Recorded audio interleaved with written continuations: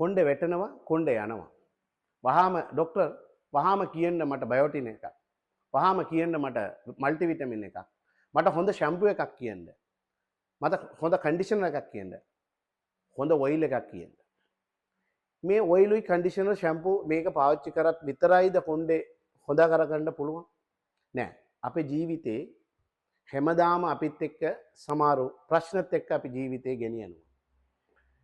සමහරු ප්‍රශ්නෙන් අයින් වුණා නම් අපේ කොණ්ඩේ හරි හදාගන්න පුළුවන්. මම කියන්නම් අහගන්න. බෙඩියෙන් අවුවෙන් හිටියොත් අවුවෙන් වැඩ කරලා තිබ්බොත් අපිට කොණ්ඩේ යනවා.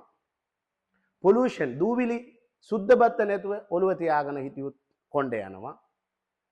වතුරු වැරදි වුණොත් හાર્ඩ් වෝටර් වලින් නාන්න ගියා නම් අපිට කොණ්ඩේ යනවා. ඩයි පාවිච්චි කරන්නේ කොණ්ඩේ හොඳ වෙන්නනේ ඩයි පාවිච්චි කරන ලස්සන වෙන්න.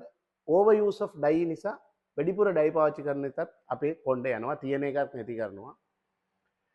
ස්ට්‍රයිට් කරන්නේ හීට් ස්ටූල් පාවිච්චි කරන එක ටයිට් වියරින් ටයිට් එකට හොඳ කොණ්ඩේ හදන්නේ ඒ වගේ දේවල් වලින් කොණ්ඩේ යනවා. සමහර ෂැම්පූ සමහර කන්ඩිෂනර් වලින් සල්ෆේට් ඇල්කොහොල් තිබ්බොත් ඒකටත් සමහර කට්ටියට කොණ්ඩේ යනවා. දීර්ඝ කාලයක් ස්ට්‍රෙස් එක අපිට මානසික ස්ට්‍රෙස් එක තිබ්බොත් ඒකටත් කොණ්ඩේ යනවා.